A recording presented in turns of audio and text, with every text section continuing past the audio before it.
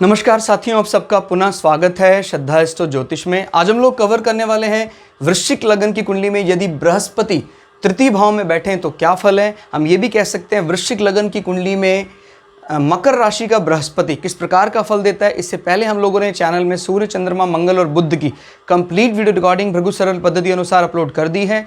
कोई भी व्यक्ति भृगु सरल पद्धति को आधार बनाकर ज्योतिष को सीखना चाहता है, हमारे चैनल को सब्सक्राइब कर सकता है। हम जल्दी ही सूर्य से लेकर राहु केतु तक 9 के 9 ग्रहों का 12 अलग अलग लग्न की अलग अलग 12 राशियों में फल को अपलोड करने वाले हैं। इस अपलोडेशन को टाइमली पाने के लिए बेल आइकन दबाएं ताकि आपको सारा अपलोडेशन टाइमली मिल सके। मेरा नाम है सनत कुमार वाजपेयी। 15 सालों का अनुभव है मुझे साइंस एंड एस्ट्रोलॉजी में। हमारे बारे में और अधिक जानकारी के लिए सिंपली यूट्यूब के टॉप राइट बटन्स पर आप क्लिक कीजिए, वहाँ आपको हमारे बारे में कंप्लीट इन्फॉर्मेशन, एजुकेशन, क्वालिफिकेशन मिल जाएगी। तो शुरुआत करते हैं आज की क्लास का। यहाँ से अगर गिनते हैं लग्न से 1, 2, 3 एंटी क्लॉकवाइज तो ये आता है तृतीय भाव, जहाँ फिलहाल पड़ रही है मकर राशि और बृहस्पति नीच के होकर बैठे हैं। तृतीय भाव दोस्तों क्या बताता है? हमारे जीवन में जो मोटिवेशन, किसी भी कार्य का प्रारंभ जो होता है हमारे पराक्रम से होता है। पराक्रम को देखना है तो तृतीय भाव से देखा जाता है। और तृतीय भाव स्पोर्ट्समैन स्पिरिट इसको भी रिप्रेजेंट करता है। आपके जीवन में लेखन कला है कि नहीं है, तृतीय भाव से देखा जाता है। तृतीय भाव हमारे छोटे भाई बहनों के साथ रिलेशनशिप भी बताता है। तृतीय भाव ये जो हमारी छोटी यात्राएं और सुखद छोटी यात्राएं, भाई जैसे हम कभी घूमना फिरना होता है, इस प्रकार का वाहनों के जरिए, ये सब भी हम तृतीय भाव से देखते हैं। जैसे मान लीजिए किसी के जीवन में वाहन है, लेकिन उस वाहन के जरिए अगर तृतीय भाव भी मजबूत है तो हम अच्छी जर्नी भी करते हैं, अपने वाहन से जर्नी करते हैं। क्लियर हो गया? कोई छोटी विमान यात्रा भी तृतीय भाव से देखते हैं। क्लियर हो गया? यानी हम अपने देश के अंदर ही घूम रहे हैं, इस प्रकार की यात्राएं भी तृतीय भाव से पता लगती हैं। और तृतीय भाव हमारे कम्युनिकेशन, हमारे जो कह सकते हैं किसी भी चीज़ को एक्सप्लेन करने की जो क्षमता है वो तृतीय भाव से पता लगती है। कई दफ़ा लोग द्वितीय भाव और तृतीय भाव दोनों से देखते हैं। याद रखिएगा, द्वितीय भाव हमारे आध्यात्मिक ज्ञान को डिलीवर करने की बात करता है, लेकिन ये हमारे जो कह सकते हैं सांसारिक ज्ञान को डिलीवर करने की बात करता है। तो दोनों में एक अच्छा खासा डिफरेंस देखा जा सकता है। जिस प्रकार से कोई ज्योतिषी है, कोई दर्शन शास्त्र का अच्छा विद्वान है, इस प्रकार की बातों में द्वितीय भाव को प्राथमिकता देते हैं। लेकिन कोई आप अच्छे एक्सप्लेन करता है, कोई मैनेजर पद पर है, कोई बैंकिंग से रिलेटेड, एजुकेशन, इस प्रकार की चीज़ों को एक्सप्लेन कर सकते हैं तो तृतीय भाव में। संसार की जितनी दक्षता है उनको एक्सप्लेन करना प्राय तृतीय भाव से देखा जाता है। अगर किसी का द्वितीय तृतीय दोनों मजबूत है तो ना सिर्फ आप उसको सांसारिक विषयों में बड़ा अच्छे से एक्सप्लेन कर सकते हैं, आपकी वाणी में एक प्रकार की सिद्धि आ जाती है जब द्वितीय भाव मजबूत होता है। तो फिलहाल हम ये देख रहे हैं कि मकर राशि है। यहाँ पर मकर राशि हालांकि काल पुरुष की कुंडली में बड़ी एनर्जेटिक राशि है, बड़े ज़्यादा, क्योंकि इसका जो पहला जो इसका आपको पता है जो इसका स्वरूप है वो देखने में ऐसा लगता है मेष की तरह दिखाई देता है, मकर का पहला स्वरूप। लेकिन जो पीछे से उसका स्वरूप है वो पानी में रहने वाला मगर की तरह नजर आता है। तो इस कारण से मंगल की फेवरेट राशि है, लेकिन ये बिल्कुल भी भाती नहीं है बृहस्पति को। बृहस्पति यहाँ पर कह सकते हैं थोड़े सैड मूड में नज़र आते हैं। जो एक्साइटेड लेवल है बृहस्पति का, वो पूरी तरह ऊर्जा में काम करने वाला वो नज़र नहीं आता। तो आप किसी भी काम, समझदार तो हैं आप अपने पराक्रम को लेकर, लेखन कला में गुप्त यानी चुपचाप बैठकर जो कार्य करना है उसके लिए तो ठीक है बृहस्पति। यहाँ वो नीचत्व आपको एक प्रकार से अंतर्मुखी बना देता है। जबकि इस हाउस की मुख्य क्वालिटी है बहिर्मुखी, समाज से आपको 2-2 हाथ अगर करने हो, कि इसका कारकत्व है मंगल के पास जो कमांडर है। तो अगर वो बल दिखाई ना दे तो लोग आपको कई दफ़ा बुज़दिल भी समझ लेते हैं। क्लियर? लेकिन ये कब तक लागू रहता है? जब तक इस माने इसका नीच भंग नहीं हो जाता है। और जैसे मान लीजिए चंद्रमा है, वो केंद्र लग्न से केंद्र में आ जाए, या इसका जो स्वामी है, इस राशि का जो स्वामी है शनि, वो उच्च के हो जाए या यहाँ स्वयं बैठ जाए तो फिर वो नीच भंग हो जाता है। इस कंडीशन में बृहस्पति अच्छे फल देना शुरुआत कर देता है। लेकिन ये बात याद रखिएगा, कोई वैसे नीचत्व हो या नीच भंग हो रहा हो तो हमको ये जरूर देखना कि स्टार्टिंग में इसके सुखद परिणाम देखे नहीं जाते हैं। स्टार्टिंग का मतलब यही, कोई जीवन के शुरुआत के 20 साल 15 साल तक हमें नीचत्व का दुख झेलना पड़ता है। और अगर नीच भंग नहीं हो रहा है फिर तो मान के चलिए पराक्रम को लेकर आप हमेशा ही वीक होंगे जीवन पर्यंत। क्लियर हो गया? लेकिन सामान्यतः हमने काफ़ी केसेस में स्टडी करा है, लग्न से और उच्च के ग्रह, नीच के ग्रह से प्राय नीच भंग होता दिखाई देता है। हाँ, नीच भंग अलग चीज़ है, नीच भंग से राजयोग बनना वो अलग चीज़ है। क्लियर। तो कई दफ़ा हम उसको मिक्स कर देते हैं, वो एक अलग विषय हो जाएगा टोटली, कि वैसे कोई ग्रह नीच का बैठ गया है और वो इन 2 हाउसेस लक्ष्मी त्रिकोण और इसका स्वामी भी है, उसके ज़रिए अगर वो राजयोग में इन्वॉल्व हो रहा है तो फिर वो बहुत सुखद परिणाम देता है। ड्रास्टिक परिवर्तन आते हैं जीवन में, यानी कोई फर्श से अर्श में चला जाता है। क्लियर हो गया।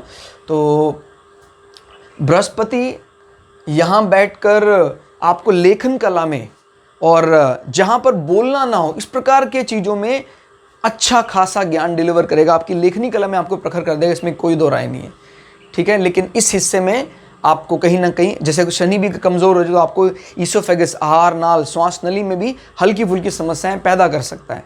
क्लियर हो गया। शनि बिगड़ जाए तो आपको पता है ये रूखा कर देता गला, ज़्यादा बोला भी नहीं जाता आपसे, जबकि आप बोल सकते हैं फिर भी आपको इस प्रकार की फिजिकली फिटनेस दे देता है इससे रिलेटेड, यानी फिजिकल अनफिटनेस कहेंगे इसको, कि वो आपके गले को लेकर ज़्यादा सहयोग नहीं करता है। क्लियर। और फिर ये किस राशि की रिप्रेजेंटेशन में यहाँ बैठा है तो फिर उससे रिलेटेड बाधाएं भी करवाएगा। धन भाव का स्वामी अपने से 2 होकर बैठा है लेकिन खराब अवस्था में बैठा है, तो आपको धन भाव से संबंधित चीज़ों को परेशानी झेलनी पड़ेगी। और आपको पता नहीं ऐसा क्यों लगेगा कि आपके छोटे भाई बहन इसके लिए जिम्मेदार हैं कि आपके एसेट्स में बढ़ोतरी नहीं हो पाई, लेकिन अगर वो नीच भंग हो जाता तो यही चीज़ पॉजिटिवली एक्ट करेगी फिर। क्लियर हो गया। तो ध्यान रखिएगा, आपको इस चीज़ को समझना बहुत कठिन होता है। किसी ग्रह के नीचत्व से भंग होने वाले फल को समझना सबसे ज़्यादा टफ होता है। क्लियर होगा। तो इसलिए मैं आपसे गुजारिश करूंगा कि किसी ग्रह का अगर आपकी कुंडली में कोई नीच का बैठा है, एकदम से कोई भी गलत आकलन ना करें कि भाई नीच का है तो खराब होगा। नहीं, नीच भंग होने पर प्रायः ग्रह अच्छे फल देते देखे गए हैं। हाँ, अगर वो नीच रहेगा बरकरार तो फिर वो कुछ चीज़ों के लिए पॉजिटिव, कुछ चीज़ों के लिए नेगेटिव, लेकिन ये बात तय है कि वो प्रायः चुपचाप रहने वाला, अंतर्मुखी हो जाता है। ईश्वरीय साधना के लिए तो वो अच्छा बन जाता है, लेकिन क्योंकि संसार में आए हैं तो भाई हर चीज़ का कोई ना कोई रेलेवेंस है, तो संसार में आए तो हम ये भी नहीं हाथ पे हाथ के धर के बैठ सकते कि भाई सब कुछ अंतर्मुखी हो जाएगा। हमें बहिर्मुखी भी थोड़ा तो होना ही पड़ेगा, नहीं तो हम सिंपल कर्म में भी नहीं बंध पाएंगे। तो दोनों चीज़ें ज़रूरी हैं। अब कई लोग कहते थे भाई मेरे जितने प्लैनेट हैं सब अंतर्मुखी हैं, तो भाई फिर आपका सांसारिक कर्म कैसे चलेगा। तो बहिर्मुखी होने के लिए राहु, केतु, शनि, इनका अच्छे घर में, अच्छी प्लेसमेंट में बैठना ज़रूरी है। अदरवाइज आप संसार में दक्ष नहीं माने जाएंगे। संसार के किसी भी कर्म को प्रवीणता से करने के लिए इन जैसे बहिर्मुखी ग्रहों का सपोर्ट बहुत ज़रूरी है। क्लियर हो गया। और बृहस्पति यहाँ बैठकर आपके धन भाव को कमज़ोर कर रहे हैं, कुटुंब भाव को भी कमज़ोर कर रहे हैं। और इससे ये भी बात पुष्ट हो जाती है कि जब इसकी, तो इसका मतलब ये कि आपकी जो आध्यात्मिक नॉलेज है वो तो अच्छी है, बट आप उसको डिलीवर नहीं कर पाते हैं प्रॉपरली, जिससे आपको एक प्रकार से कमज़ोर स्थिति का सामना, या कह सकते हैं असहज महसूस कर सकते हैं। कई बार आप डिलीवर नहीं कर पाते उस चीज़ को। क्लियर। तो अंदर आपके बड़ा अच्छा ज्ञान भरा पड़ा है, तो अगर आप उसको लेखन कला में लाएं तो ज़्यादा अच्छा है। और हम फिर देख लेते हैं इस आपकी विद्या वाला भाव, इसका स्वामी भी 3य भाव में बैठा है नीच का होकर, तो कहीं ना कहीं आपके एजुकेशन में रोड़े अटकने का कारण 3य भाव कुछ इस प्रकार का माने छोटे भाई बहन से रिलेटेड इस प्रकार के हो सकता है, उनके एजुकेशन के कारण आपकी पढ़ाई में रुकावट आई रही हो, आपको लगा मुझे नहीं पढ़ना चाहिए, उनको पढ़ना ज़रूरी है, इस प्रकार की बाधाएं दिखाई देती हैं। और इसमें हम ये भी कह सकते हैं कि अपने से कितना, अपने से 7, 8, 9, 10, 11 इससे मिलने वाले लाभ जो हैं, इससे संबंधित जो इच्छाएं हैं वो प्राय अधूरी रह जाती हैं कि यार मुझे ये पढ़ना था, मैं नहीं पढ़ पाया, क्योंकि इससे मिलने वाले लाभ भी यहीं से देखे जाते हैं। इससे क्योंकि 11वें भाव है और वो कमज़ोर स्थिति में हो गया, तो हालत ज़्यादा अच्छी तो नहीं है, लेकिन नीच भंग होने पर ये स्थिति समझ सकती है और ये राजयोग भी बना सकता है। याद रखिए कैसे नीच भंग राजयोग बनेगा मैं आपको एक उदाहरण देके बता रहा हूँ इसको, लेकिन सटीकता के समझने के लिए आपको हमारे जो प्लेलिस्ट सेक्शन है जहाँ हमने नीच भंग राजयोग और राजयोग की चर्चा की उसको देखिएगा, तब आपको सटीक समझ में आएगा। जैसे मान लीजिए नीच भंग के लिए मैं बता रहा हूँ आपको, नीच भंग के लिए कोई ग्रह नीच का बैठा है तो इसका स्वामी शनि केंद्र में आ जाए, चाहे चंद्रमा से केंद्र में आए, चाहे लगन से केंद्र में आ जाए, नीच भंग हो जाएगा। ये जिस राशि में उच्च के होते हैं, चंद्रमा वो केंद्र से उसमें आ जाए, केंद्र से माने 1 4 7 10 में आ जाए, और अगर चंद्रमा और शनि एक दूसरे से केंद्र में आ जाए, एक दूसरे से 1 4 7 10, तो नीच भंग तो हो जाता है। बट नीच भंग राजयोग का अर्थ क्या होगा? अगर बृहस्पति नीच का उसका टूट जाता है नीचत्व, और फिर अब जैसे यहाँ पर ये केंद्र हाउसेज है, विष्णु हाउसेस है, और ये लक्ष्मी हाउस है। अब इन दोनों के स्वामी अगर मिलते हैं तो राजयोग बनता है। लेकिन अगर नीच का है तो इस राजयोग का महत्व नहीं रह जाता। लेकिन अगर उसका नीच भंग हो जाता है और फिर ये राजयोग बनता है तो एक्सीलेंट रिजल्ट देता है जीवन में। मैंने बोला ना, सुख का सही अनुभव किसको होता है? जहाँ कंपेयर काफ़ी ज़्यादा बड़ी चीज़ से होगा। तो कहता भाई जीवन में आपकी 1000 तनख्वाह थी, उसके बाद अचानक 1 लाख होगी, तो इस चीज़ को फील वो कर पाता है जिसके जीवन में नीच भंग राजयोग है। बृहस्पति और शनि किसी भी अच्छे हाउस में रिलेशनशिप, जैसे यहाँ इकट्ठे बैठ जाए, शनि का घर है, तो नीच भंग राजयोग बन जाएगा। फिर क्लियर हो गया? और ये ट्रमेंडस इफेक्ट देगा, मान लें हर चीज़ को इससे रिलेटेड, भाई बहनी आपके उन्नति का कारण बन जाएंगे। क्लियर हो गया? और आपको इन हाउसेस की भी मैच्योरिटी दिखाई देगी। ये चारों हाउसेस बड़े अच्छे ढंग से संभल जाएंगे। इनफैक्ट ये चारों तो संभलेंगे। बृहस्पति की नज़रें जहाँ जहाँ हैं उन हाउसेस को भी कमाल का बल देंगी। बृहस्पति की जो दृष्टियाँ वो कौन कौन सी हैं? 5 7 9, तो 1 2 3 4 5।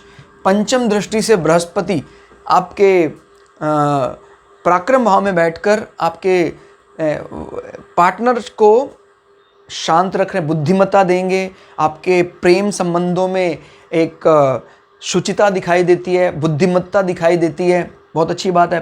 5 6 7 बृहस्पति यहाँ बैठकर उच्च की दृष्टि लगाए हुए हैं।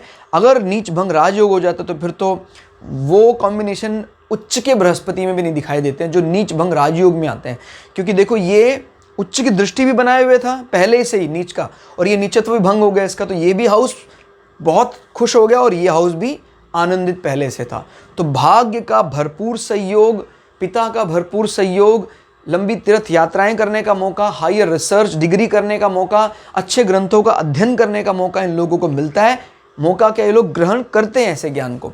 और 7 8 9 यहाँ बैठकर बृहस्पति आपके आय में भी एडिशनल कुछ चीज़ें ऐड कर रहे हैं, और specially related to your education, related to your assets, इन दोनों का स्वामी होकर बैठा है और आय भाव को देख रहे हैं।